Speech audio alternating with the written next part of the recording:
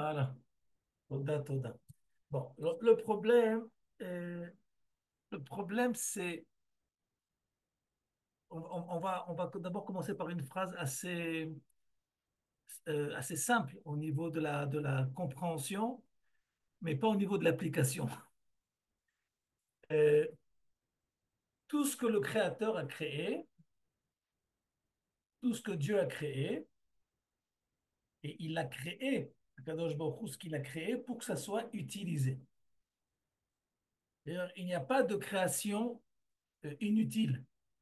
Il n'y a pas de création théorique.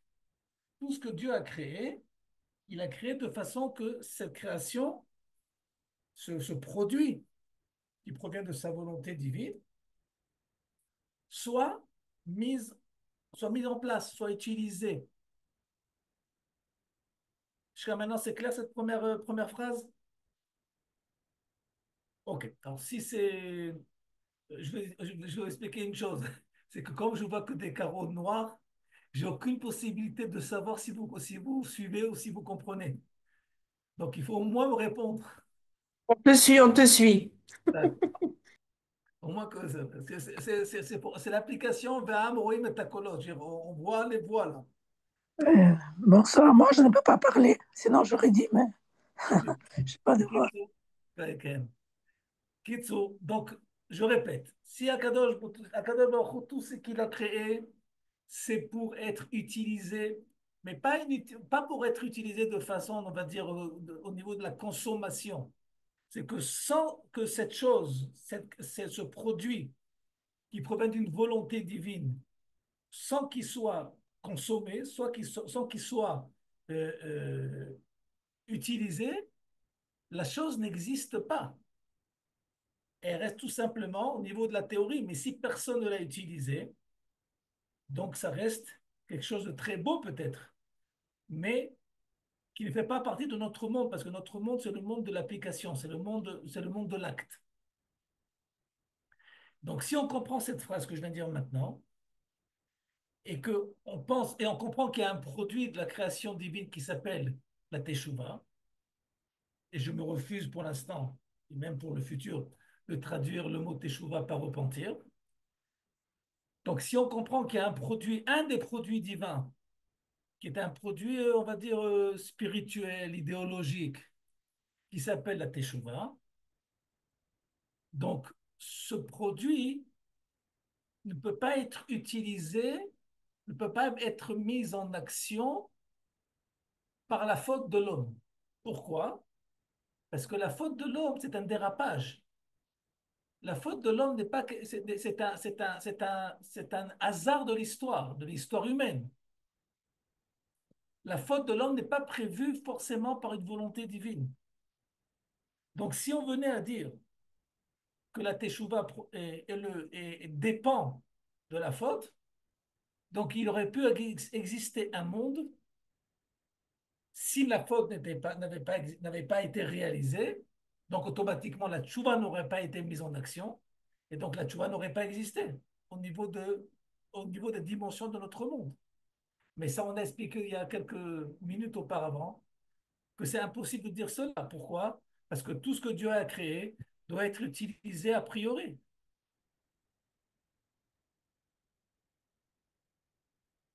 Si vous avez compris cela, le cours est fini en 3 minutes. Alors, est-ce qu'il faut répéter?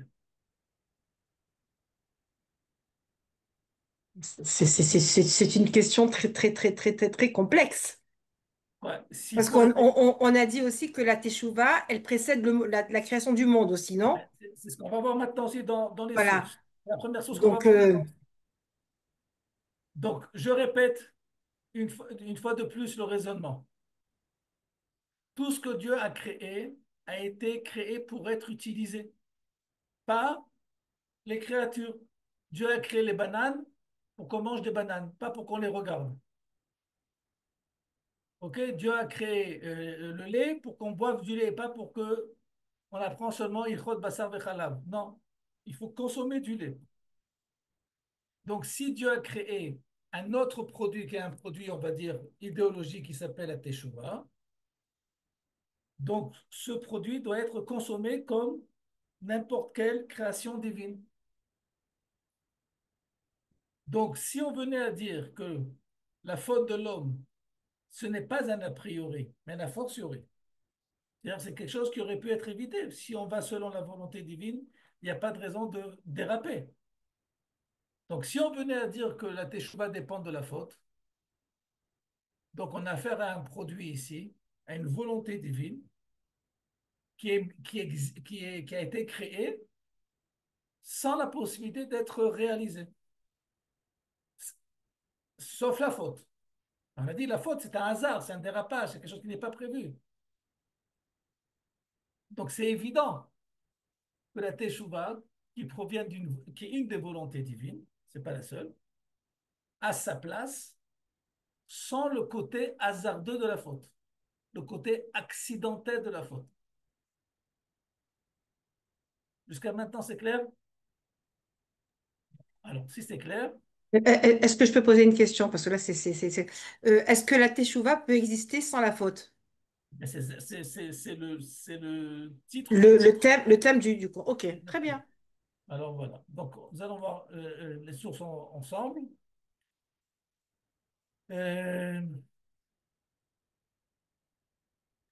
donc, la première source, c'est la source que tu as citée, Dina, qui dit dans Masechet de Psachim, Shiva Dvarim Nivreu Kodem Shenivra Haolam.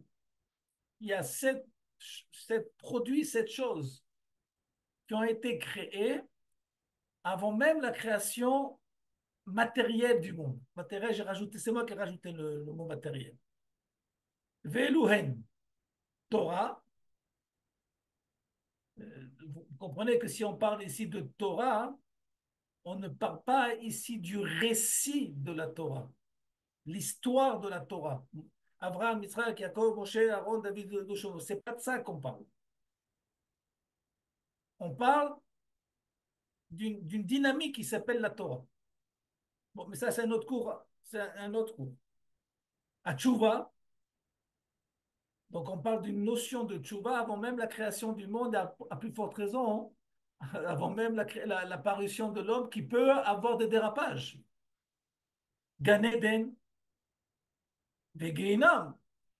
Même le Gehinnom, ça n'a pas de rapport forcément avec la création du monde. Des Kisei Kavod, le trône céleste, ou Bet Amikdash. Encore une fois, vous comprenez qu'on ne parle pas, encore une fois, dans ces sept, et Veshmo Shena Mashiach, le nom du Mashiach. On ne parle pas, encore une fois, de représentation corporelle des choses. Ne pas s'imaginer une sorte de nuage mythologique, quand on essaie de voir un bête amigdash. Non, non, non, on ne parle pas de ça.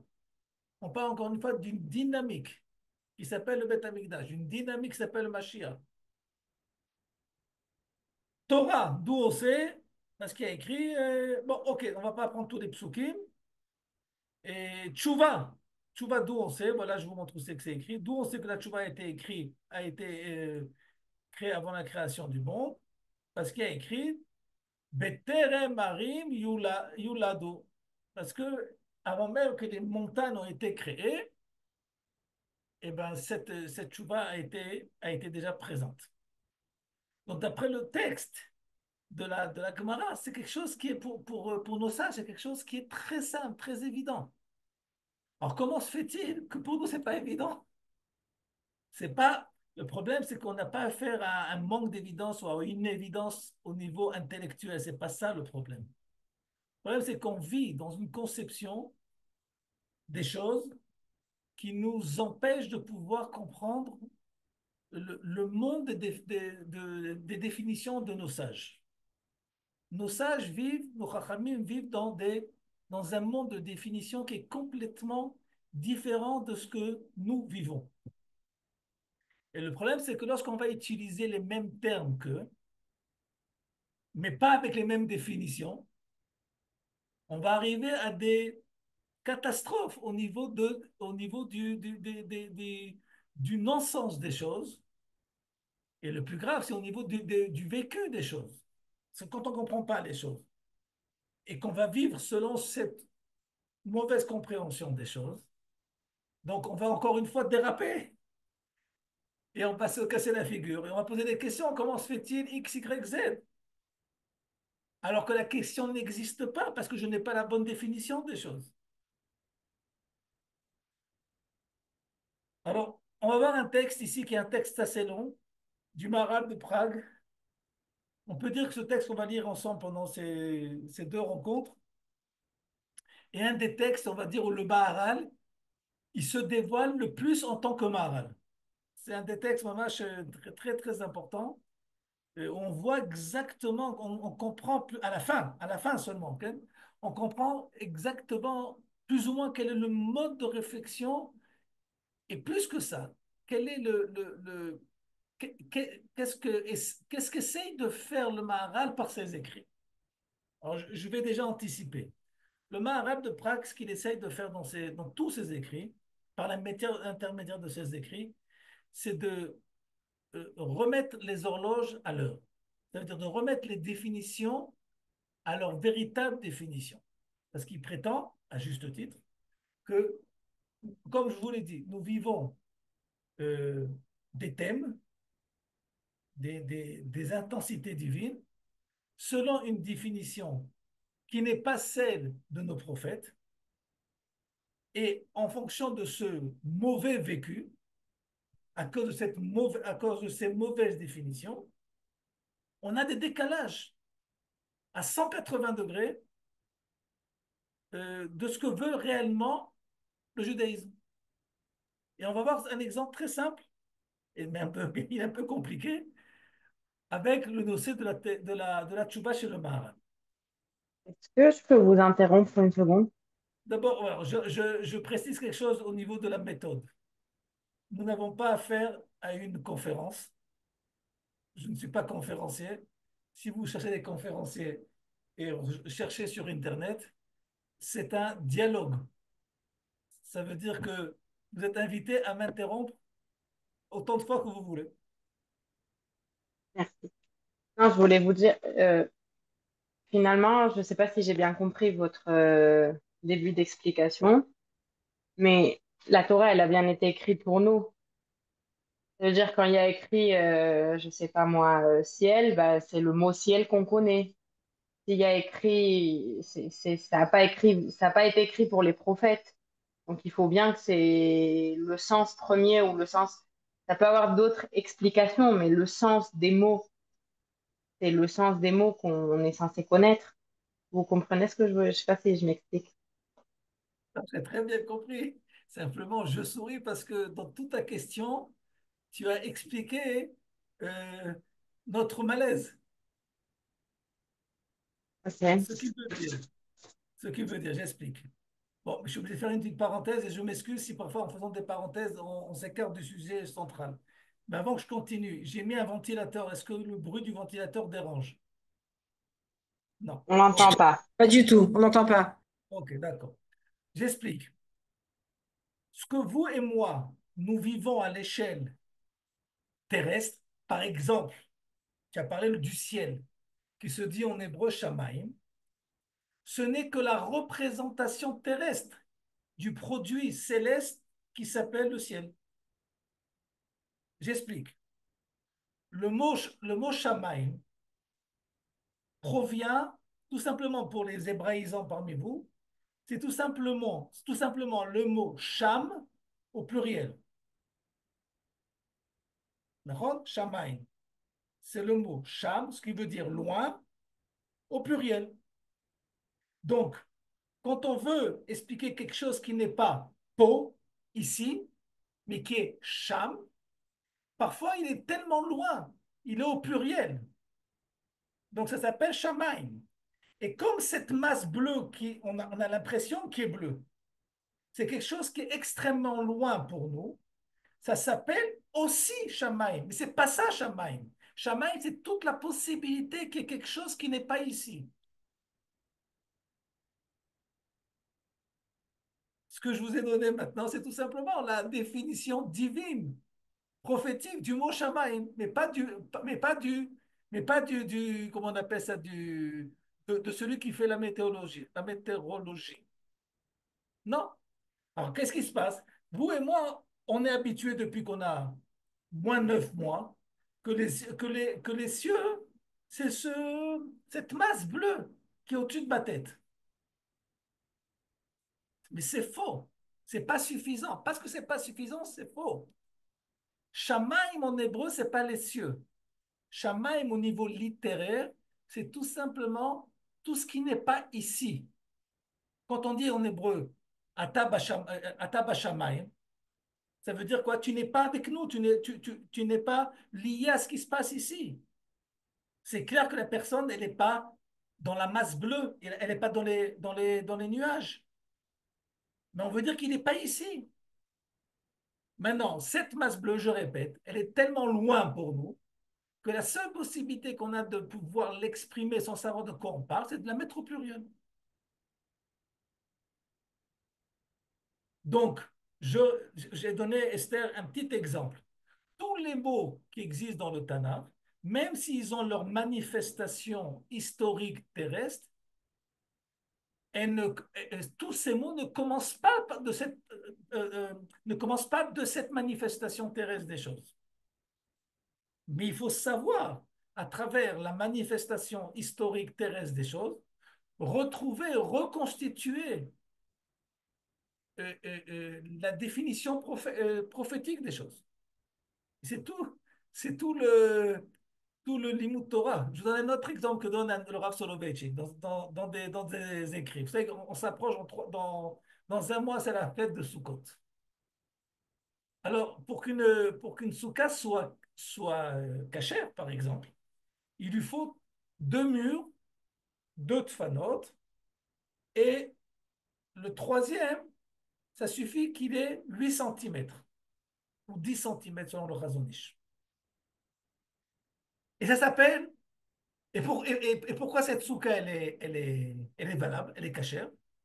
Parce qu'elle répond à la définition qui s'appelle Ke'en Taduru. Vous devez vivre dans une soukha qui ressemble exactement à une maison. Maintenant, je vous pose la question. Qui parmi nous est prêt à vivre avec une maison, dans une maison à 2 murs et un troisième mur de 10 centimètres? Personne d'entre nous n'est prêt à faire cela. Simplement quoi? Encore une fois, la soukha, elle vient, elle vient établir chez nous la véritable définition divine, prophétique de qu'est-ce qu'une maison.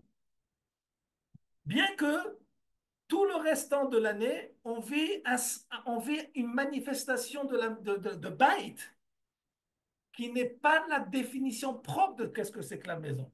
On a besoin d'une semaine par an pour comprendre réellement qu'est-ce que c'est que Bait. Bon, et ainsi de suite. Tous les termes du Tanakh, de la Halacha, viennent encore une fois, euh, euh, euh, on va dire, essayer de nous faire réaliser des principes prophétiques par l'intermédiaire d'un projet terrestre en miniature, retréci. Mais oh, il va voir ici le projet retréci reste à nos yeux le projet, la définition. Donc le bleu du ciel, ce n'est qu'une certaine expression de qu'est-ce que peut être le Sham Aïn, le côté lointain des choses. Est-ce que c'est clair? Si Je c'est vois. pas clair, c'est déjà pas mal. Si vous savez que c'est pas clair, c'est déjà pas mal.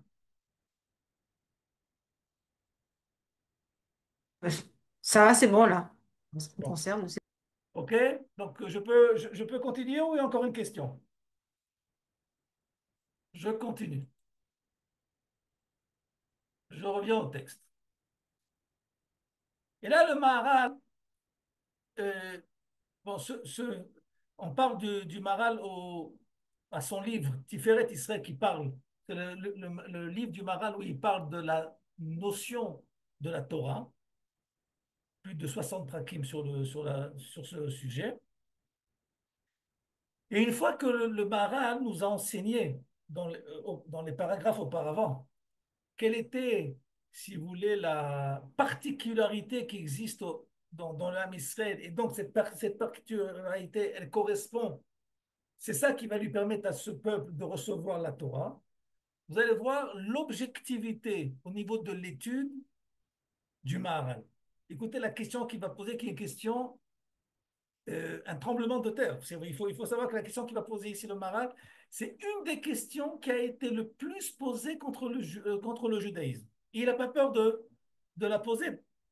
C'est la question suivante. Achar she'itba'er lecha madrega ha'elyona, she'igiu Israël elea, après que tu as compris que la question, le sujet, quant à l'identité céleste du âme Israël, Ine lefanenu she'ela atsuma meod. Voilà une question terrible. Elle n'est pas seulement terrible, mais meod. C'est quelque chose c'est un tremblement de terre. Er techefumiyad. Comment se fait-il que ce peuple en question, avec son identité céleste, comme je l'ai dit, soudainement et tout de suite après cette sortie d'Égypte, Sarou Maher Minaderer, Veasu Alahem Egen Masecha. Comment se fait-il qu'ils ont fait aussi rapidement que ça la faute du vaudor? Ça ne correspond pas à l'hypothèse que j'ai émise, que ce peuple a une identité céleste hors du commun. Ils se sont là-bas aussi comportés hors du commun, mais dans le négatif. Comment ça, cette question, il faut le savoir, c'est une des questions les plus brûlantes que la chrétienté a posées contre le judaïsme. Et le Maharal reconnaît l'impact de la question. La question existe. Il ne faut pas avoir peur des questions. Quand on pose des questions difficiles, il faut savoir, je vous raconte une petite histoire. Il y a un des éducateurs de notre époque, il s'appelle le Rav. Oh, j'ai oublié son nom tout de suite, peut-être ça va me revenir. Euh, bon, ça peut-être ça va me revenir. Maintenant, bon, il est assez âgé et il a raconté que lorsqu'il était petit garçon, il habitait à Jérusalem au quartier de Beit Vegan. Et il apprenait au Talmud Torah à côté de la yeshiva de Kol Torah. Et quand il était au CP, alors comme tous les petits garçons, ils avaient des paris entre eux. À leur époque, vivait dans leur quartier un des Gdolé Israël qui s'appelait le Rav Shlomo Zalman Auerbach.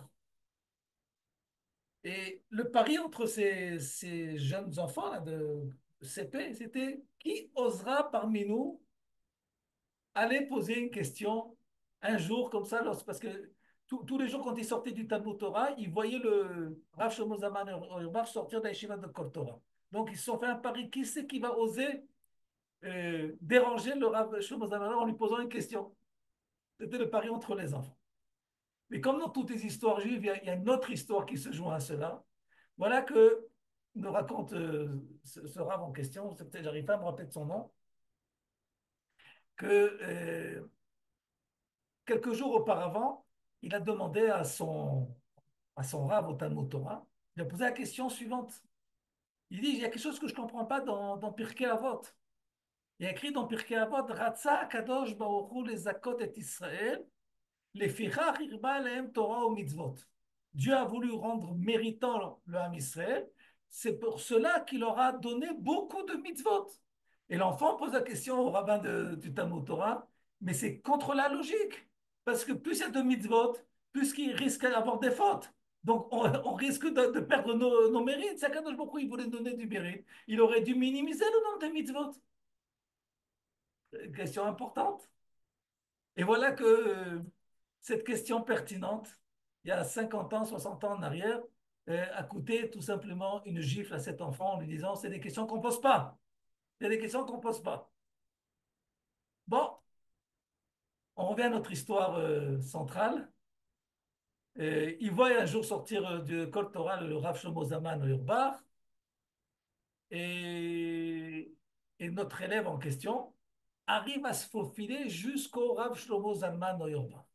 C'était quelqu'un qui était grand de taille et le petit garçon de 6 ans, avec un certain culot, il lui tire sur le manteau pour que le Rav Shlomo Zalman le voit qu'il a une question à poser.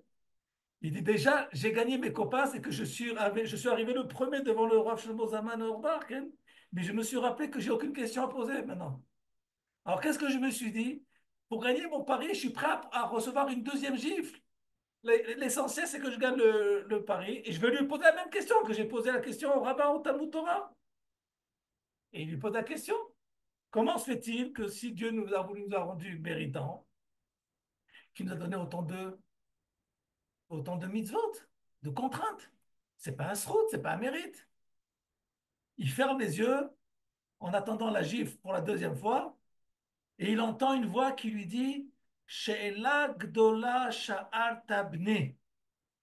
Tu as posé, mon fils, une très grande question. Il ouvre les yeux parce qu'il ne croit pas, parce qu'il y a il y a des questions. Les gens petits ont peur des grandes questions. Les gens grands n'ont pas peur des grandes questions. Le Maharal n'a pas peur de la question que le christianisme nous a attaqué tout le temps avec cette question. Comment se fait-il que si, voyez votre Tanakh, le Tanakh, c'est un Luna Park de fautes. Ils ont fauté, Tchouva, Sefer Shoftim. Ouh. Et comment est fini le Tanakh? Par une catastrophe. Par un Beth Amikdash, Galout.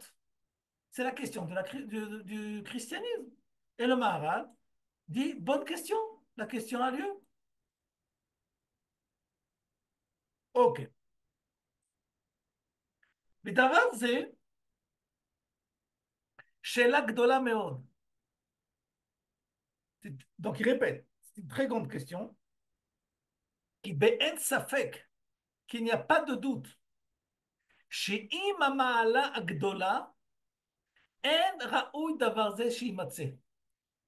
C'est clair et évident que celui qui a l'identité du Ham Israël ne peut pas arriver à la faute du vaudor.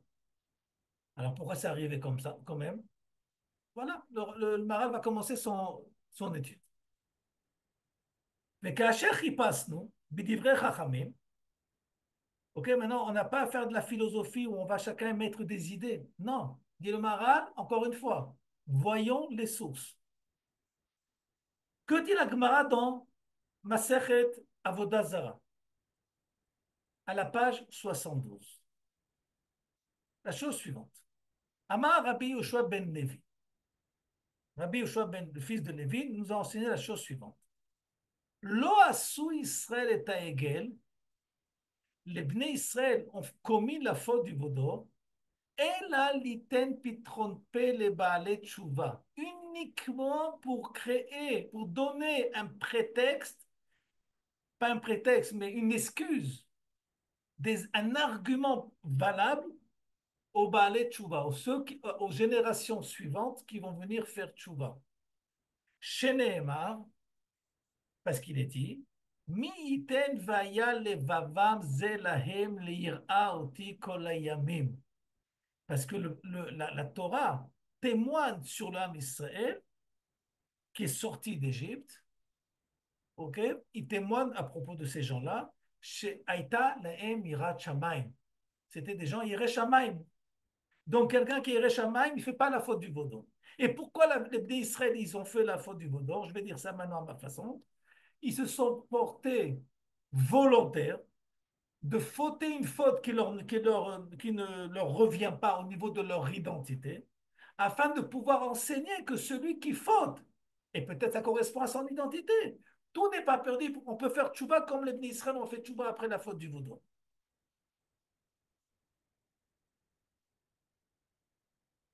Retenez votre souffle parce qu'on est qu'au début, c'est une Gemara très difficile.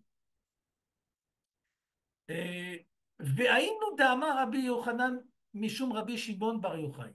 Et c'est exactement ce que nous a enseigné Rabbi Yochanan au nom de Rabbi Shimon bar Yochai. Lo ayad David ra'oui leoto ma'aseh. David ne correspondait pas au niveau de son identité personnelle à la faute qu'il a fautée avec Bathsheba. Dire-t-il, d'où on sait que ça ne lui correspond pas? Parce qu'il y a écrit dans Sefer Tehillim, Libi halal bekirbi, que le cœur de David Ameller était vide de mauvais penchants. Velo ayu Israël riouyim, tout ça c'est Rabbi Shimon Bar Yochai qui dit. Velo ayu Israël riouyim l'oto maaseh. Et ainsi, les d'Israël n'étaient pas aussi, ne correspondaient pas à la faute du veau d'or. D'où on apprend, Mi'iten ve'aya levam ze lahem le'ira oti kol ha'emem. Et là, lama asu, pourquoi ils ont fait quand même? Pourquoi ils ont commis cette faute? L'omar lecha, pour t'enseigner, à toi, l'individu ou la génération. Im chat'u rabim, si on a affaire à une faute collective, omrim lahem, on leur dit, ah, tout n'est pas perdu. Klar etzel rabim shasu tshuva, prenez exemple de la collectivité d'Israël qui a fauté à la faute du Vaudor et qui a su faire tchouva. V'im chata yachid, et si quelqu'un qui va commettre une faute individuelle, yachid, omrim lo, qu'est-ce qu'on va lui dire? De qui tu peux apprendre que tout n'est pas perdu? Klach etzel yachid, shasat tchouva. Va apprendre de ce yachid, David Ameller, qui a fait une faute personnelle et qui a su réparer sa faute. Maintenant, pourquoi je peux apprendre d'eux? Parce qu'ils m'ont appris que celui qui fait une faute peut faire tchouva alors que eux, par eux-mêmes, dit la Gemara, n'étaient pas censés fauter selon l'ampleur de leur personnalité. Alors, la Gemara, elle va répondre à la question tout de suite. Mais pourquoi j'ai besoin de deux exemples? La génération du Vaudor et la génération et David. Hein, je comprends. La Gemara dit non. Utsricha, je dois avoir les deux exemples. Des Iashmoinan Yachid, parce que si le Talmud venait m'enseigner uniquement le cas individuel de David Ameller, alors pourquoi j'aurais pu dire que quoi? Qu'il y a la place à la Teshuvah, Mishum delo mefarsem chataea, sa faute en question, n'a pas eu de publication, il n'y a pas eu de Chilul Hashem au niveau collectif, au niveau public. Donc la Teshuvah peut se faire. Aval Tzibur, le collectif, des mefarsem chataea, que la faute elle est diffusée, divulguée, tout le monde sait, tout le monde, toutes les nations du monde nous montrent du doigt de cela. Et malo, j'aurais pu penser que quoi? Que la tchouva, quand il y a Chilul Hashem, quand il y a profanation de nom de Dieu au niveau public, n'existe pas. On t'a apporté le cas de la faute du Vaudor, pourquoi? Pour te dire que même dans un cas pareil, il peut avoir tchouva. Via Shmoinan Tzibur, et si on venait nous enseigner le cas de la collectivité, de la faute du Vaudor, pourquoi la tchouva elle existe? Des nefesh et rachamayu. Parce qu'Akadosh Baruch Hu, il a miséricorde sur son peuple, parce qu'il veut qu'il y ait son peuple au niveau du collectif qui continue. On va dire qu'il y a une sorte de intérêt divin. Aval Yachid, un individu. Ok, alors un individu, il a fauté, qu'il soit exécuté par la sentence divine, et point à la ligne. Ce n'est pas une menace pour la continuité du Ham Israël. Et l'autre j'aurais pu dire quoi? Qu'il n'y a pas de tchouva pour des fautes tellement graves, telles que celles que si un individu venait faire la faute de David Amel. Et la Gemara finit la chose par la conclusion suivante. Vaïnou de Rabbi Shmuel bar Nachmani. Et c'est ce que nous a enseigné Rabbi Shmuel bar Nachmani au nom de Rabbi Yochanan. Maï dirtiv neum David ben Ishak ben neum Gever ukam. Qu'est-ce que veut dire le passouk? Voici le discours de David, fils de Ishaï. Et voici le discours du Gever, de l'homme établi. Pourquoi il est établi? Al she'ekim ola shel tshuva. Parce qu'il a établi eh, un monde de tshuva. Il y a une erreur ici. C'est pas un, c'est un même. OK. Jusque-là, notre Gemara en question. Je m'excuse qu'elle est un peu longue, cette Gemara. C'est pas de ma faute, c'est pas moi qui l'ai écrite. Mais je répète, je vais essayer de résumer à nouveau cette Gemara, qui est assez surprenante. La Gemara nous enseigne la chose suivante, que il y a eu deux fautes dans le Tanakh qui sont assez, on va dire, centrales. La faute du Vaudor et la faute de David Ameller avec Bathsheba. Il était une femme mariée. Et maintenant, sans rentrer dans les considérations ilchatiques, est-ce qu'il y a eu un guet avant qu'il a envoyé son mari à la guerre? Bon, ça, c'est les discussions de la Gemara. Mais au niveau du pshat, du sens littéraire du Tanakh, Nathan Hanavi, Nathan le prophète, dit à David Ameller, ce que tu as fait, c'est pas bien. Et David Ameller, il réplique de la façon la plus simple, la plus honnête, Khatati Lachem. J'ai fauté envers Dieu. Donc, la Gemara va prendre ces deux fautes et va nous dire quelque chose qui est révoltant et révolutionnaire. D'abord, elle dit, d'abord, pourquoi c'est révolutionnaire? Que Bichla, cette faute ne correspond pas à l'ampleur de l'identité collective du Ham Israël ou à l'ampleur individuelle de David Ameller. Ça, c'est d'abord quelque chose d'assez révolutionnaire de dire que sache qu'il n'existe pas de corrélation entre ces deux, entre le phénomène et la personnalité. Et la chose révoltante, c'est que ils ont dû faire une faute qu'ils n'auraient jamais dû commettre par leur personnalité au niveau des données qu'ils avaient, tout simplement pourquoi? Pour être un exemple pour les générations à venir, aussi bien un exemple collectif qu'un exemple individuel. Et c'est quand même quelque chose de terrible de dire une chose pareille. De dire que quelqu'un aurait. Moi, à Kadosh Baruch Hu, il joue avec nous au yo-yo. David Amer, il ne devait pas faire la faute, mais pour nous apprendre la génération, il a fait faire la faute. Où est le libre arbitre dans tout ça? Est-ce que c'est possible qu'Akadosh Baruch Hu décrète à quelqu'un de faire une faute parce qu'il a besoin de son exemple pour les générations à venir? Les questions sont simples, elles sont comprises.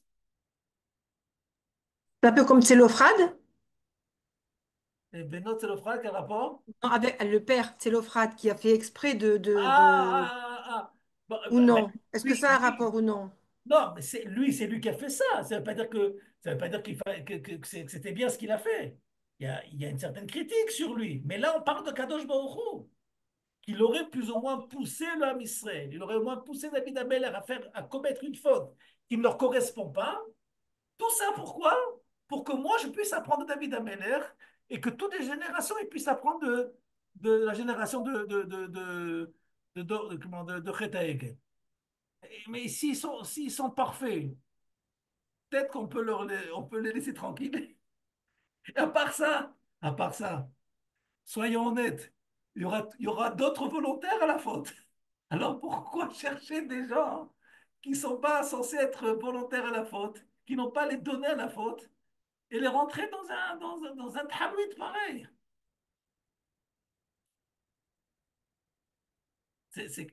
Vous comprenez de quoi on parle? Bon, c'est une Gemara extrêmement difficile, extrêmement, même au niveau éthique, au niveau moussard, au niveau moral. Ça veut dire quoi? Ça veut dire que chacun d'entre nous, il y a certaines fautes qu'il commet euh, par une certaine direction divine, parce qu'il y a des choses à apprendre de ma réaction. C'est- Bon, la question, les points d'interrogation sont clairs, non? Oui. Ok. Oui, oui, ça va, c'est bon là. Ok. Alors maintenant, vous allez voir l'ampleur du maral de Prague. Attachez vos ceintures. Alors, il dit, voilà, Rashi, voilà où c'est que je lis là. Rashi, Piresh, ki gzerat melech, היה לשלוט בהם יצר הרע, כדי ליתן פתחון פה לבעלי תשובה. C'est la catastrophe. Rashi il dit, il y a une gzera d'Akadosh Baruch Hu, que le Yetzer Hara soit plus fort que d'habitude pour faire passer le message. Et le Maharal, quand il dit un Rashi pareil, il dit, mais tellement, comment c'est possible de dire une chose pareille? Xerat Melech Sheyarteu. Comment c'est possible que Dieu décrète sur quelqu'un de faire une faute? Veyavo alehem kol hamaasim hagdolim hamevuarim. Et par cette faute, il va leur être causé toutes les punitions et toutes les catastrophes.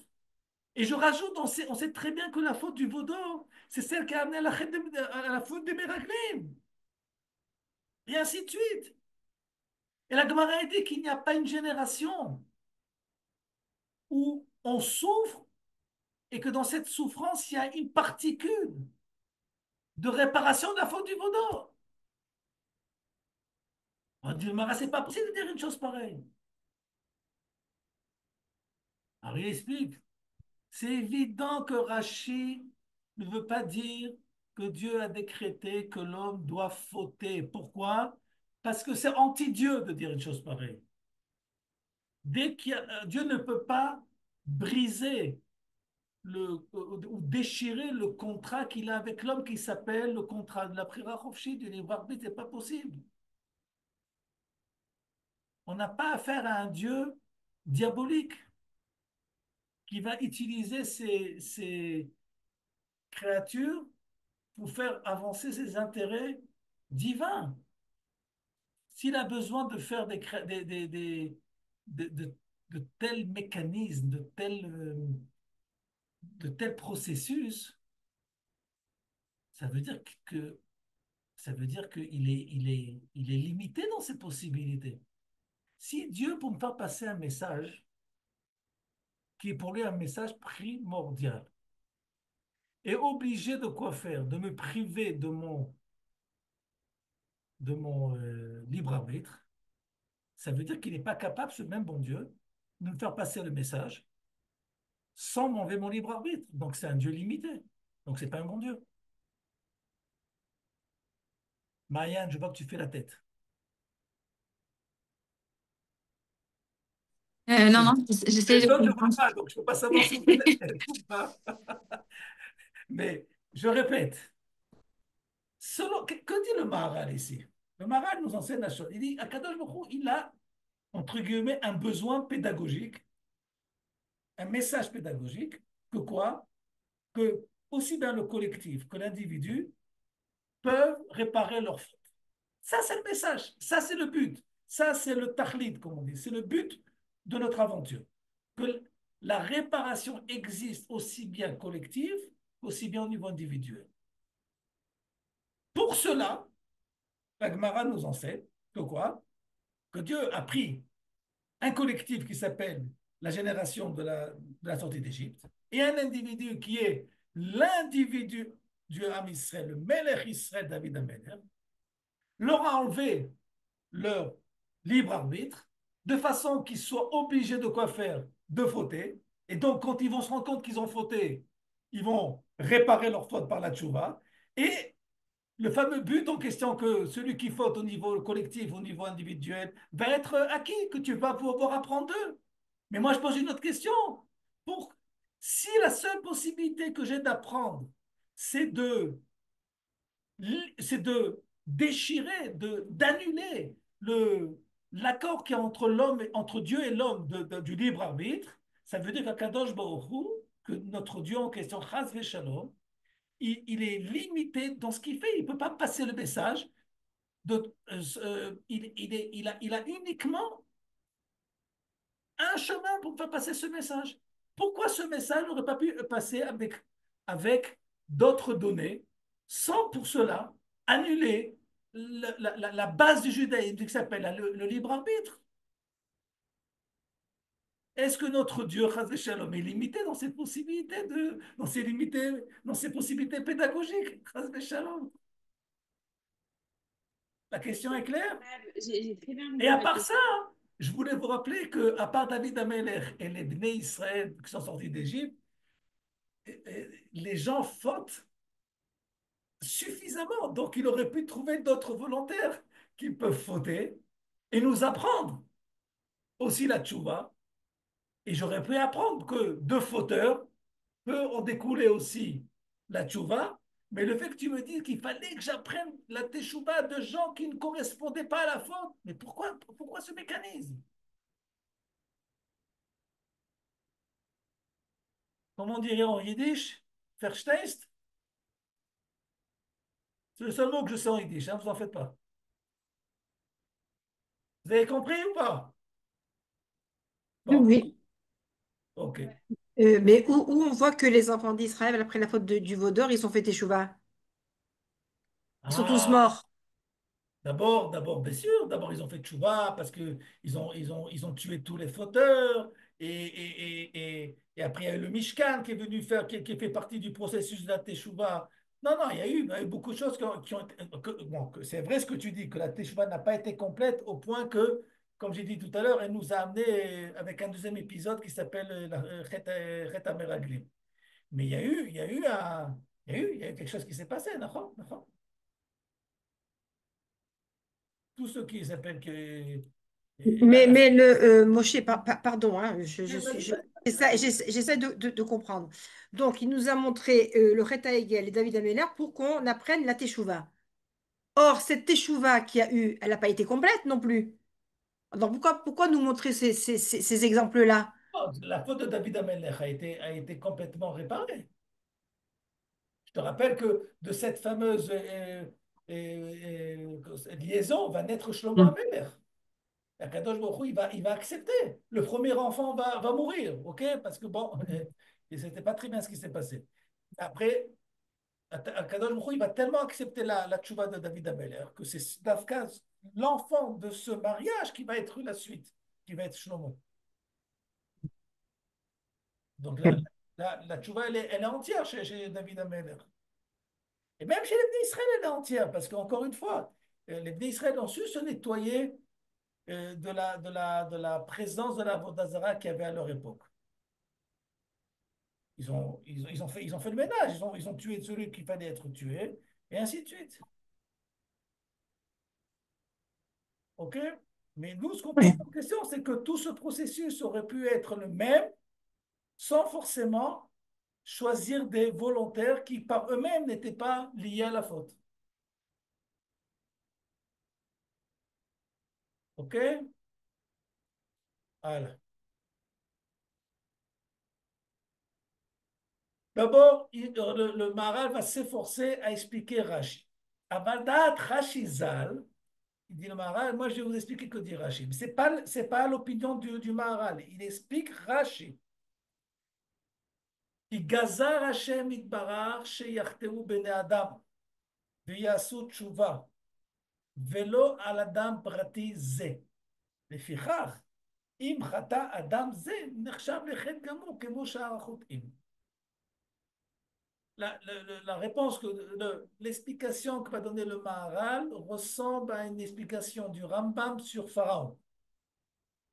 Il dit, qu'est-ce que dit ici le Maharal au nom de Rashi? Il dit à Kadosh Baruch Hu, il a décrété qu'il devait avoir la faute du vaudor. Mais il n'a pas décrété que toi, personnellement, de façon particulière, tu dois participer à cette faute. Là, donc, le libre arbitre est gardé et sauvegardé. Et donc, Baruch décide que l'âme Israël doit, je vous donner un exemple moderne. Et donc, Baruch il a décidé, il y a 20 ans en arrière, qu'il faut un décret divin qui s'appelle la Hitnatkout. Il ne t'a pas demandé à toi de participer. Il y a une xéra qui est qu'Akadosh Baruch Hu, pour des raisons divines qu'on ne sait pas, que lui-même sait, il n'y a que lui qui sait, il y a un besoin dans l'histoire d'Israël qui est une séparation momentanée de Gush Katif. Il y a un besoin qui est au niveau d'une réflexion divine, qui est une friction entre certaines parties de la société israélienne. Ça, c'est la xéra. Est-ce que toi, tu dois être mitnadev, comment on dit en français mitnadev, euh, Est-ce que tu dois te porter volontaire à appliquer les choses? Bien sûr que non. Parce que tu peux très bien dire à Kadosh Baruch Hu, trouve quelqu'un d'autre. Je ne suis pas obligé d'accomplir une xéra qui est contre ta volonté absolue. Il y a des raisons pour l'instant que je ne connais pas que tu as décidé cette xéra, mais moi je ne suis pas prêt à participer à cela. Parce que tu n'as pas décrété sur chaque individu qui doit faire la chose. Tu as réalisé, c'est comme par exemple l'histoire de Titus. Titus, quand il est venu détruire le Beth Amikdash, le Talmud nous enseigne qu'il a rêvé. Il a rêvé du Beth Amikdash en feu. Et donc, qu'est-ce qu'il a compris? Il a compris que le Beth Amikdash devait être détruit. Donc, qu'est-ce qu'il a dit? Je vais être l'envoyé divin. Et c'est ce qu'il a fait. Après, la fameuse histoire avec le moustique qui lui est rentré dans la tête, il a commencé à dire au bon Dieu, mais je ne comprends pas ce qui se passe. Tu m'as envoyé faire un décret, donc c'est une mitzvah. Alors pourquoi j'en ai puni pour cela? Qu'est-ce qu'il lui a dit le bon Dieu? J'ai décrété le Beth Amikdash doit être détruit, mais j'avais pas dit que c'était forcément toi. Le fait que tu es allé, ça veut dire que tu es allé par un plaisir qui ne dépend pas du décret. C'est une des bases de l'antisémitisme. Ils expliquent pourquoi et comment et ainsi de suite. Mais pourquoi ils y vont? Par passion personnelle. Pas parce qu'il y a des raisons profondes. Non. Comme dit Rav Kook, c'est un instinct naturel, l'antisémitisme, chez le Goy. C'est naturel. Comme un chat saute sur une souris. On ne peut pas faire autrement. Alors, c'est exactement ce que bon Dieu a dit à Titus. Nahon, il y avait un besoin dans l'histoire divine qu'il n'y ait plus de Beth Amikdash, qu'il y ait une galoute. Je n'ai pas dit à toi de le faire. Nahon, j'ai dit j'ai dit que les Bnei Israël devaient être étrangers sur une terre étrangère. Je n'ai pas dit à chaque Égyptien de faire du mal au Ham Israël, ce que dit le Rambam à propos de la punition des Égyptiens. Pourquoi ils ont été punis? Puisqu'il y a un décret divin depuis l'époque d'Abraham Avinu. Il dit le Rambam, chaque Égyptien n'a pas été, euh, n'a pas été décrété sur lui-même de faire du mal. Si on venait pendant la Shoah, admettons qu'il y avait un décret à ce que l'Allemagne fasse du mal au Ham Israël. C'est un décret au niveau de l'Allemagne. Mais chaque Allemand, chaque Polonais avait le choix de dire oui ou non. S'il disait non, c'est ce qu'on appelle Chassidunot Haolam. Donc il y a le libre arbitre. C'est la même chose qu'il dit ici au Maharal avec Rashi. Il dit tout simplement, qu'est-ce que nous enseigne Rashi? Qu'il y avait un décret, que quoi? La faute du Vaudor. Il y avait un décret qu'il devait se passer quelque chose avec une femme mariée. OK? Est-ce que la faute du Vaudor devait. Est-ce que moi, je devais, Chas Shalom, participer à la faute du Vaudor? Parce qu'il y a un décret, Chas Shalom. Ça veut dire qu'il peut y avoir ici confrontation entre un décret collectif et le libre arbitre individuel. C'est Ouais, la mais réponse. Rav, ça se comprend plus avec, par exemple, avec le klal. Parce que on peut se dire, bon, bah, il y en a qui ont pris cette faute un peu à la volée et voilà, mais ils n'avaient pas forcément le niveau. Mais avec David Ameller, c'est un peu plus. Finalement, on aurait pu trouver quelqu'un d'autre qui fasse, qui remplisse ce décret, entre guillemets. Tu as raison. Donc, Réponse, remarque importante. La réponse de Rashi, l'explication du Maharal sur Rashi, elle est un peu plus, elle est un peu plus faible, on va dire, avec quant à l'histoire de David le Améler. Yahrid. Ok, mais juste, je voulais vous demander, parce que finalement, cette explication, d'un côté, je l'aime bien, entre guillemets, dans le sens où, genre, je trouve qu'il y a, oui, une responsabilité dans la faute. Ça veut dire, de dire ce que la Gemara, elle a dit, j'ai l'impression que ça dédouane un peu complètement les individus, quoi, d'une faute, alors que là, finalement, il dit, bah oui, finalement, t'avais le choix de le faire ou pas le faire, même si le Yetzirah était très fort et même si tout ce qu'on veut, bah finalement, il y avait oui un choix. Vous voyez ce que je veux dire? Non.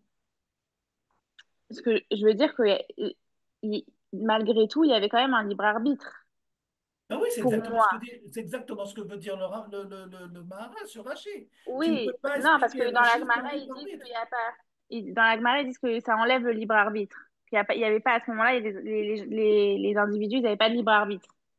Un peu la faute, elle aurait tombé dessus, quoi. C'est ce C'est un qu'on peu peut facile. comprendre. C'est ce qu'on peut peut-être comprendre de la Gemara. Ah, ok. Et, et le Maharal, il vient remettre encore une fois, il dit, la Gemara, elle vient en aucun cas dire qu'il n'y a pas de libre arbitre. C'est Ok, impossible une ok. chose pareille. Oui, d'accord. S'il n'y a pas de Ce serait libre trop arbitre, facile, il entre n'y a guillemets. pas de judaïsme, il n'y a pas d'Avodat Hashem, de Torah, c'est impossible. Ok, OK? ça marche, merci. OK. OK. Et... Mais quand Makom, de toutes les façons, il dit le Maharal, Adain caché, qui gzor Hashem itbarach, l'achto, al mi shelo raoui she'echta, mitzad atzmo. La fameuse question, pourquoi tu as choisi un individu ou un sujet, parce que c'est aussi un collectif. Pourquoi tu as choisi un volontaire qui ne correspond pas à la faute? Prends quelqu'un, il y a assez de volontaires comme ça. ועוד, אם יגזור לחטוא כדי להראות לאדם שאלו החוטאים עשו תשובה, למה הייתה גזרה לצדיקים שיחטאו ויעשו תשובה? יגזור על מי שכבר חטא שיעשה תשובה. Au lieu de faire, avant la faute du Vaudor, il y a d'autres fautes. Il y a la faute d'Ora Plaga, et Sdom Amora, et de Sefer Bereshit, il y a pas mal de fautes déjà. Alors, au lieu d'inventer une nouvelle histoire, avec une faute et une réparation, il dit le Maharal. Et tout cela est fait selon une xéra, selon un décret divin. Alors pourquoi ne pas utiliser un décret divin plus simple? Prendre des gens qui ont déjà fauté dans Sefer Bereshit et leur créer une situation, une contrainte de faire tchouva.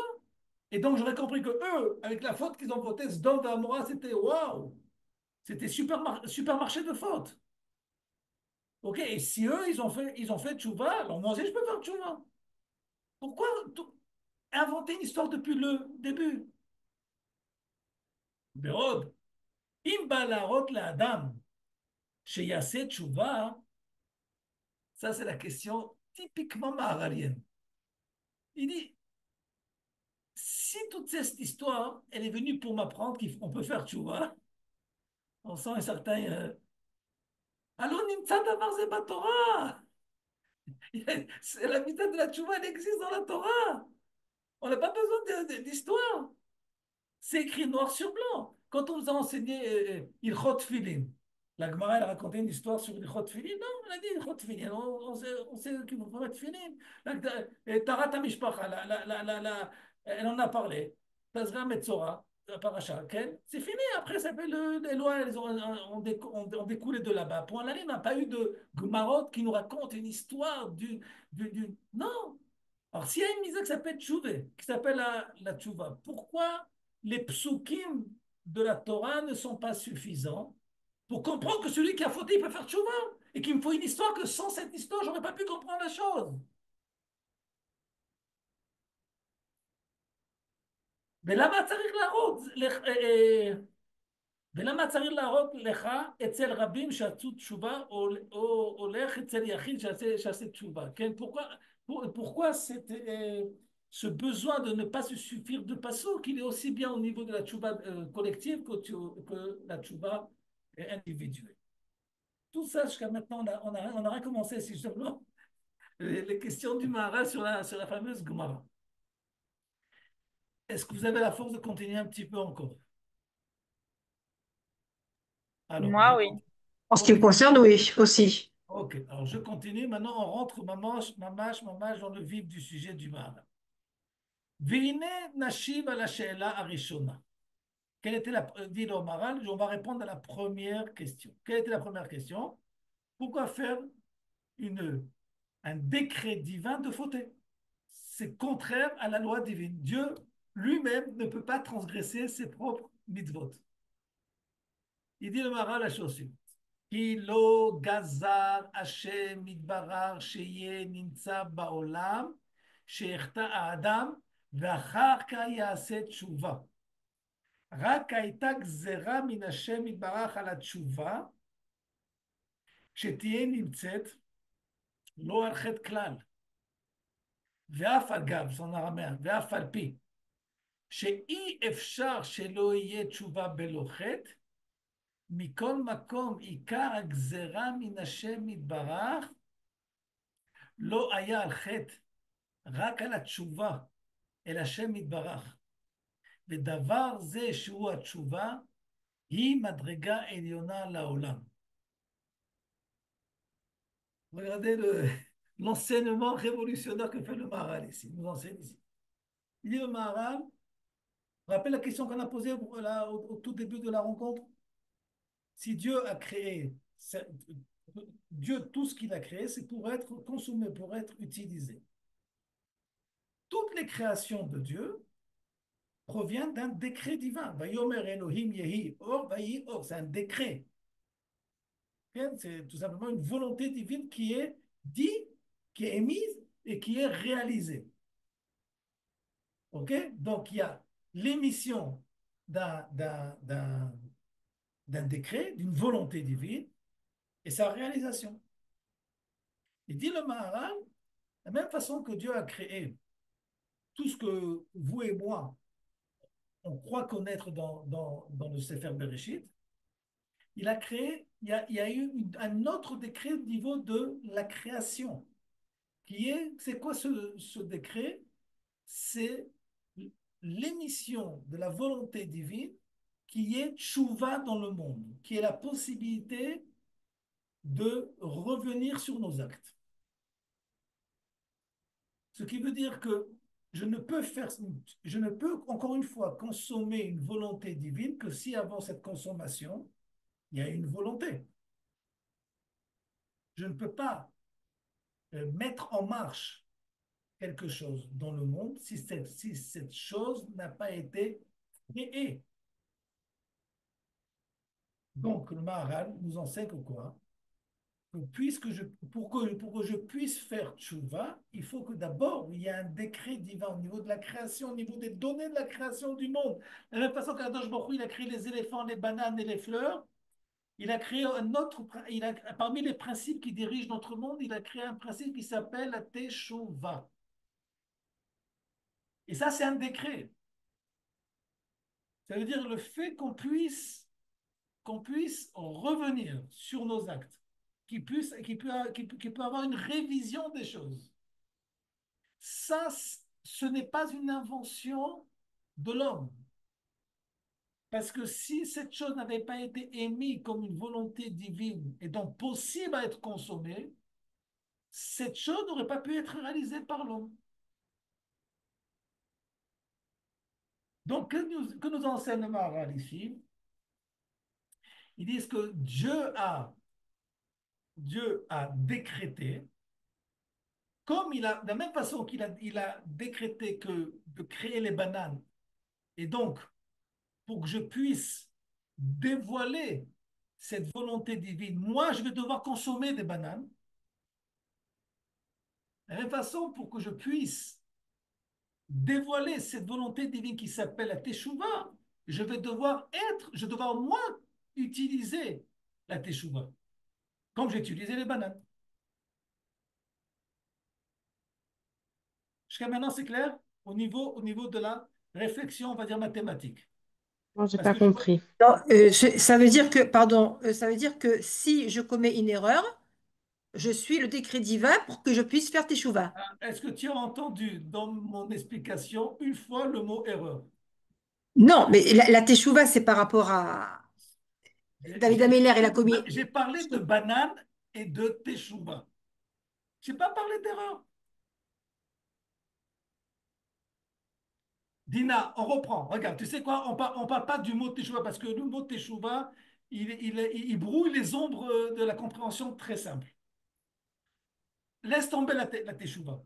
On va appeler un truc qui s'appelle X, quelque chose de complètement indéfini. OK, comme dans les maths. Si je dis la phrase suivante, de la même façon que Dieu a créé les bananes pour qu'elles soient consommées, de la même façon, Dieu il a créé X pour que ce X soit consommé. Maintenant, je n'ai pas dit comment et avec quelle recette le X va être consommé. C'est simplement parler du principe. De quoi? Que si Dieu a créé quelque chose, c'est pour être utilisé et consommé et être mis en action. Maintenant, vous et moi, on a difficulté à progresser pour la simple et unique raison on a nos ondes divines brouillées par le mot faute, qui a un rapport avec le mot de la teshuva. Alors, ce que je vous propose pour mieux comprendre, pour mieux essayer de progresser, c'est de déconnecter le mot teshuva et de mettre un mot X et de comprendre simplement le principe. Comment marchent les choses? Ce qui veut dire, je répète, comme j'ai dit au début de la rencontre, si tout ce que Dieu a été, que tout ce que Dieu a créé par sa volonté, dans cette volonté, il y a une volonté qui s'appelle, qui fait, c'est pas une autre, c'est la même. Il y a une volonté de créer la chose et que la chose soit utilisée. Si Akadosh Baruch Hu, il a créé la vérité, il veut que cette vérité soit appliquée, soit consommée. Par qui? Par les créatures du monde. Ça fait partie du projet vérité.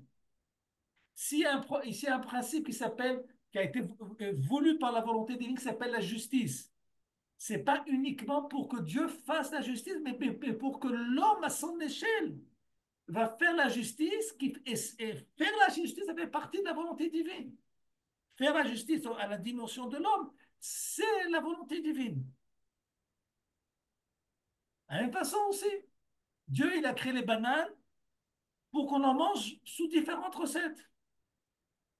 Et Dieu, il a créé la teshuva comme la justice, comme l'amour, comme tout ce que vous voulez, ok, pour que cette réalité qui s'appelle la teshuva, la possibilité de révisionner les choses, soit consommée par l'homme. Maintenant, je n'ai pas dit comment, par quelle recette. Le comment et la recette, Dina, c'est la faute, peut-être la faute. OK? Mais quelqu'un qui a mangé une banane au chocolat ou avec un autre goût, la molécule banane, elle n'a pas changé. J'ai compris. Tu as Ok, compris? ok, ok, ok. C'est sûr, c'est bon? Oui, ouais, c'est.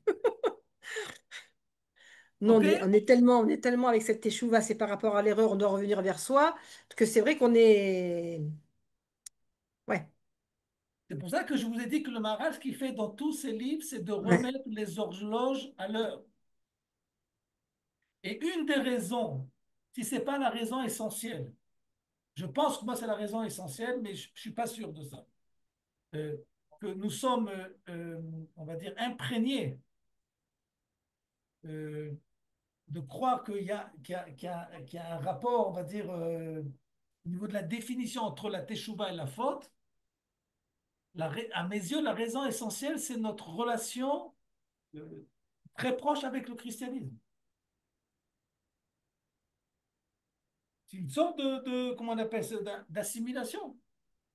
Bon, l'assimilation, enfin, déjà, c'est pas uniquement de se marier avec quelqu'un de non-juif et d'aller en boîte de nuit. La plus grande assimilation, c'est lorsque je pense sur des thèmes juifs avec des définitions chrétiennes ou musulmanes. Et que je ne sais même pas qu'il y ait des définitions chrétiennes. Je vais vous en apporter une bonne pour comprendre, pour comprendre de quoi on parle. C'est vrai qu'en français, ou même en anglais, il y a deux termes deux expressions qui se ressemblent. Une qui s'appelle tomber amoureux et l'autre c'est tomber enceinte. Elle est tombée enceinte. En général, les gens, ils n'aiment pas les chutes. Ils n'aiment pas tomber. Ça fait mal. Alors pourquoi, lorsque quelqu'un exprime son amour,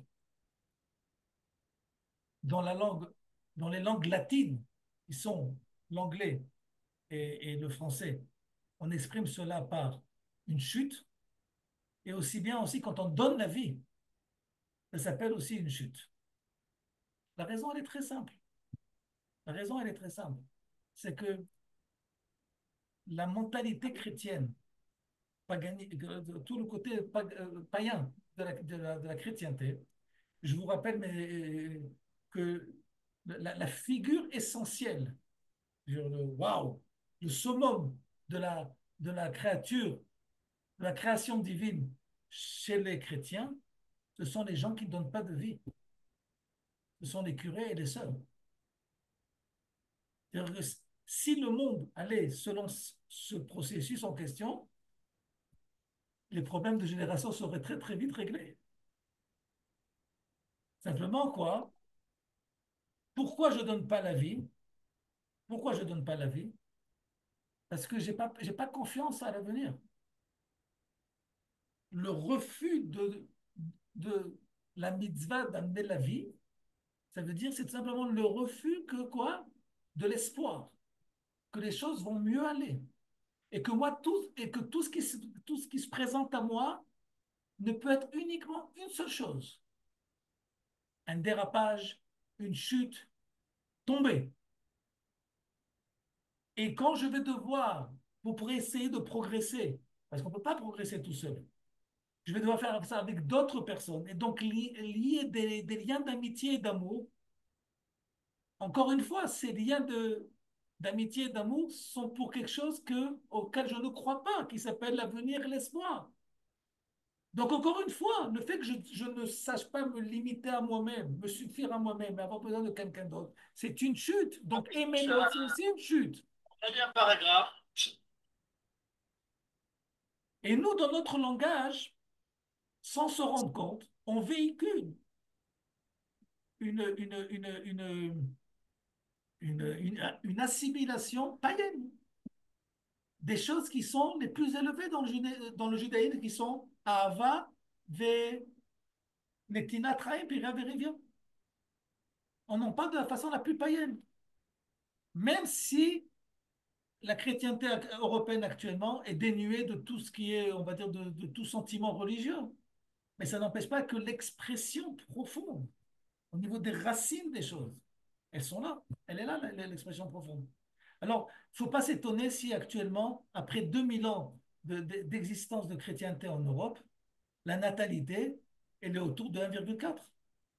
Parce que lorsque, pendant 2000 ans, tu fais du, du, du, comment on appelle ça, shtifat mort, comment on dit en français, du lavage de cerveau, que donner la vie, c'est une chute, c'est une chute, c'est une chute, à la fin, la femme européenne, elle a compris.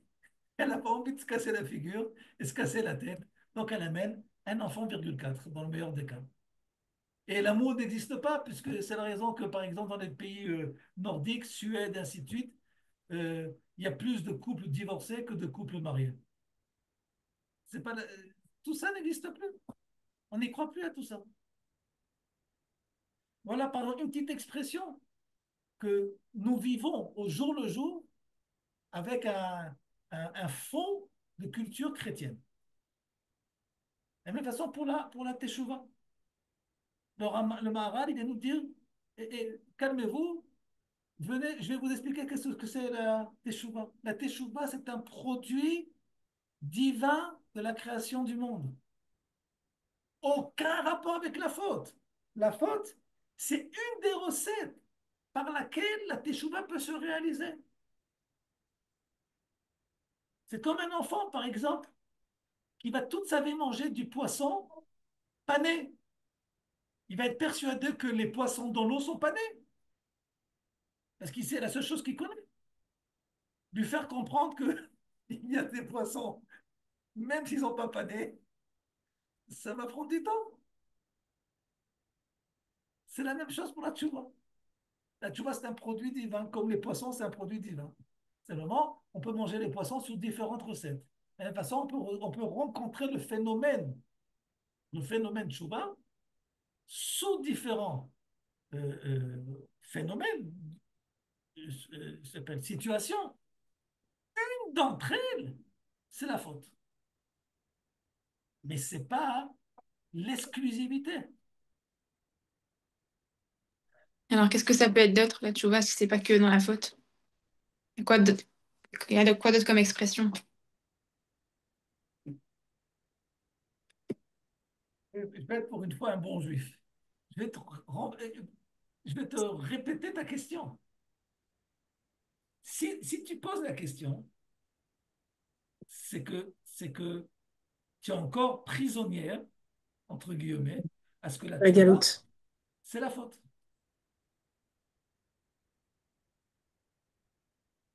La tchouva, c'est tout simplement la possibilité que Dieu a donnée à l'homme de revenir à lui. À lui-même ou à Dieu? Il a fait. Ça, c'est une très, très bonne question que tu poses. Ça, il faudra à la fin du prochain cours. Ok. On devra se poser cette question. Mais tu as trop anticipé. Tu as rééquilibré avec la... Ce qui veut dire, non, ce qui veut dire que quoi? Ce qui veut dire que si je comprends que la teshuva, c'est tout simplement. Bon, tu sais que non, à vrai dire, je suis un petit peu fautif parce que j'ai pas assez précisé la chose. Si si Dieu n'avait pas créé la forme carrée, je n'aurais jamais pu inventer cette forme. Parce que elle n'existe pas dans les possibilités géométriques. De la même façon, la forme ronde, et la forme triangle, et la forme rectangle, et ainsi de suite. Dit le Malbim, sur la Torah, il dit qu'il y a d'autres formes géométriques qui existent dans le monde céleste, mais qui n'ont pas été, que Dieu n'a pas descendu par un décret dans notre monde. Mais elles existent, mais pas pour nous. Donc, puisqu'elles existent, mais pas pour nous, je ne peux pas les utiliser, je ne peux pas les consommer, je ne peux pas les réaliser. OK? Si Dieu n'avait pas créé la possibilité que je puisse aller vers lui, la seule chose que j'aurais pu faire dans le meilleur des cas, c'est d'être un être statique. Necha Hashem Doumia. La seule chose qui me correspond dans ma relation divine, la Doumia, le silence. Mais Dieu a créé aussi un autre mouvement, qui est que Dieu a créé la possibilité à l'homme d'aller vers Dieu. Et cette possibilité, elle est devenue ordonnance. Shuvu elai va shuva alechem. Mais cette possibilité qui est devenue une ordonnance, elle existe que parce que Dieu a émis cette volonté. Parce que si Dieu n'avait pas émis cette volonté, et que je l'aurais moi inventé, admettons, j'aurais été comme le bonhomme qui invente des formes idéologiques, des formes géométriques qui n'ont pas de réalité dans notre monde. Donc quelqu'un qui est complètement en dehors des données de notre terre. C'est ce qu'on appelle la Vodazara. Si je fais quelque chose, si je m'approche de Dieu alors que Dieu ne m'a pas demandé, ne m'a pas ordonné de faire la chose, ne n'a pas créé cette possibilité, donc je fais quelque chose qui est non volonté divine. Non volonté divine, c'est un service étranger à Voda Zara, au sens propre du mot. Avoda Zara, un service étranger à la volonté divine.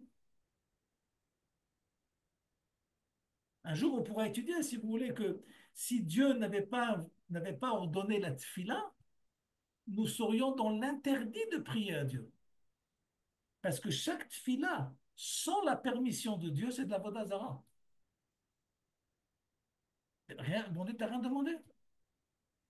Prétendre à une relation qui n'est pas émise, qui n'est pas réfléchie par Dieu, qui on est? De quel droit? C'est quoi cette audace? Sans parler qu'en général, quand on fait un mouvement pareil, en général, la relation, elle est fixée à l'image de l'homme et pas à l'image de Dieu. Et là, ça devient vraiment de l'idolâtrie. Donc, si Dieu a créé un mouvement qui est que vous pouvez venir vers moi, je vous permets de venir vers moi. Entre parenthèses, puisqu'on sait que Purim, Kepourim, ainsi de suite, celle qui nous fait comprendre cela, c'est exactement Esther Amalka. Parce qu'elle dit à Mordechai, mais c'est clair et évident que quoi que celui qui rentre chez le roi, dato achat, la sentence, elle est claire que quoi? Il est mis à mort. Pourquoi? Parce que le Chachamim nous ont fait comprendre que la relation qu'il y avait de Esther avec Achashverosh, on peut apprendre qu'elle pourrait être la relation entre l'homme et Dieu. Que quoi? Que celui qui s'approche de Dieu, hein, sans que Dieu lui tend son sceptre, Chayav Bita. Avodat Hashem, ça vient pas assouvir des besoins humains à une relation divine quelconque. Non, au contraire, je dois répondre à l'appel divin. Mais pour répondre à l'appel divin, il faut que l'appel existe d'abord. Donc, la teshuva, on va dire à notre conclusion de ce soir, c'est tout simplement la possibilité que Dieu a créée qu'on puisse aller vers lui. Parce que quand il nous a créés, Maya, quand il nous a créés, il nous a extraits de lui, il nous a éloignés de lui. Je ne suis plus lui, je ne suis plus avec lui. Mais ça veut dire quoi concrètement de venir ou revenir vers Dieu? Ah, maintenant tu parles, tu arrives à la recette. Ouais. Comment je Une fais du guérison. pain? Comment je fais des gâteaux? C'est la question Ouais. que tu poses. Ok, Baruch Hashem, ça c'est la question que toutes les philosophies du monde se sont posées cette question. Et nous, nous avons on va dire la richesse de la prophétie, qui sont Tariag Mitzvot. Les 613 mitzvot sont tout simplement 613 réseaux de, de, de communication par lesquels Dieu m'a dit, c'est par ces 613 réseaux de communication que tu peux revenir à moi. Donc quand on fait une mitzvah, on fait tchouva. Il a fait Meurot. Ok. Il a fait, Ok, ok, bon, là, ça, c'est bon. il a fait Meurot si on est déjà arrivé Ouais, ce soir. ok. Maya, tu te rends compte ce que tu viens de dire maintenant ou pas? Je J'ai fait une pense- mitzvah sans force, pas parce que j'ai fait une avéra. Je suis allé aider mon prochain. Ok? Quelque chose de positif. Je mets du devant. Ok? Souvent. Ok. Ok. Maintenant, la semaine prochaine, Bezrat Hashem, si vous voulez bien, on verra ensemble comment on est arrivé à ce côté, on va dire, secondaire, qui fait que on a lié la faute à la tchouva. Mais ça, il faut Il y a comprendre. parce qu'on Ça, oui, Il y c'est parce a qu'on quand dit même à notion de partir du moment où il revenir. y a pas. ça, j'arrive pas. Ah. Essayez de faire tchouva. Vas-y, Esther, vas-y. Vas-y, Esther. Non, je dis qu'il y a quand même revenir. Le fait de revenir, c'est il y a eu un éloignement quelque part. Je pense que c'est pas que un défaut de langage ou c'est-à-dire le fait qu'il faut revenir vers Dieu, c'est comme si à un moment donné, on avait fait des choses qui nous avaient éloignés de Dieu. Esther, est-ce que tu as des enfants à l'école ou au GAN? Oui, à Bien, partir de demain. bien fait. Maintenant, quand tu vas les amener au GAN et que tu vas leur dire, tu reviens à la maison, je sais pas s'ils viennent tout seuls ou pas, à telle heure. Ils reviennent parce qu'ils ont fait une faute au GAN. Non, non, Donc tu vois bien que mais je je, utilise le mot revenir sans qu'il y ait une connotation avec avec la présence d'une La faute. faute. Simplement, on revient à une origine. Que pendant 4 heures, 5 heures, 6 heures de la journée, je suis sorti de la maison pour des raisons X, Y, Z. Mais lorsque je reviens, ça ne provient pas. C'est le fait que je sois allé au GAN, ce n'est pas une faute.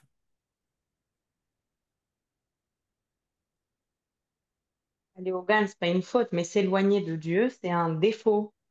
C'est Comme, par défaut qu'on s'éloigne de Dieu. tes enfants, demain, vont s'éloigner de toi.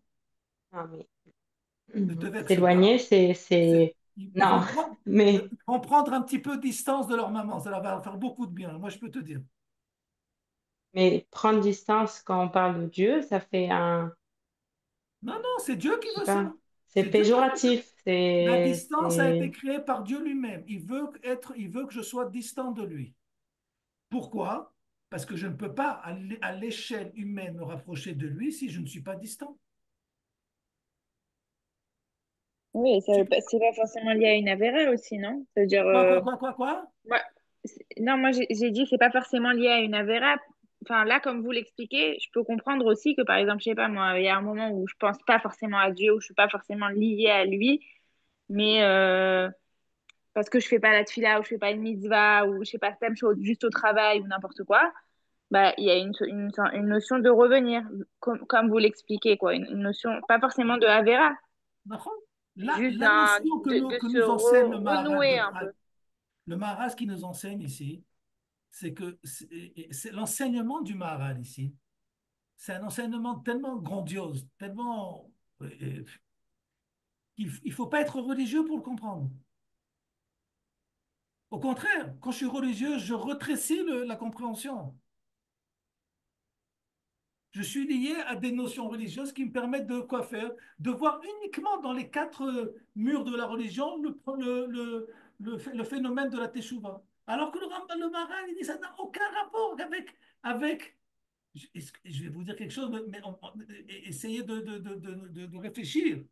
La teshuva n'a n'a- n'a pas, n'a pas de rapport, on va dire, en essence avec le judaïsme.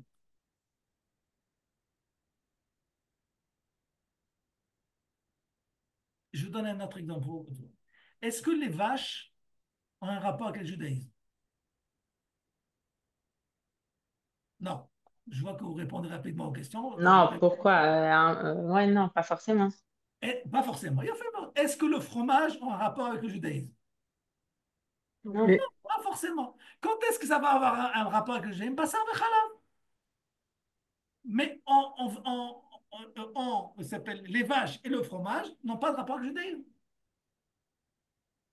Maintenant, lorsque je vais avoir connaissance uniquement du fromage et de la viande, uniquement par ilchot basar vechalav, c'est un rétrécissement de la connaissance divine.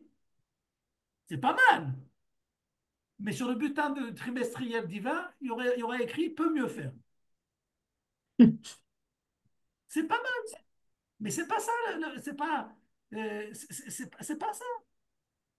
Encore une fois, rencontrer Akadosh Baruch Hu uniquement dans les quatre dimensions du judaïsme, c'est un rétrécissement du projet divin.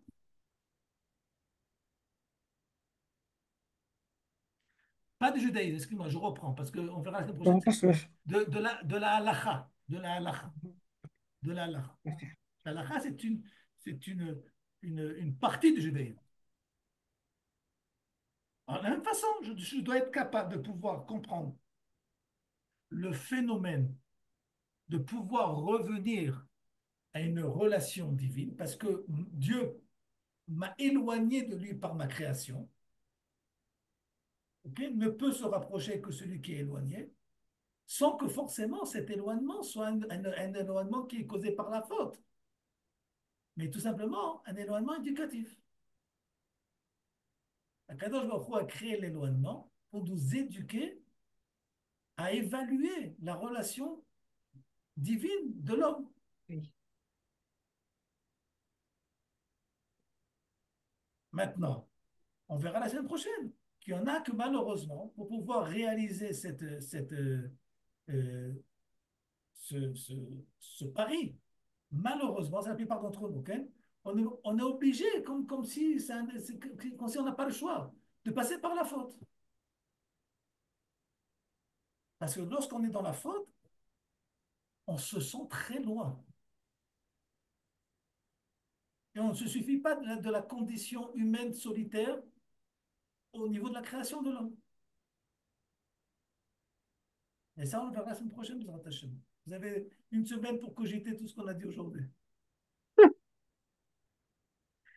Yalla, Shavua Tov. Razak, Merci mamash. beaucoup. Très bravo. Bah, top. Très fort. Merci Merci. beaucoup. Merci beaucoup. Razak. Merci, Rafta.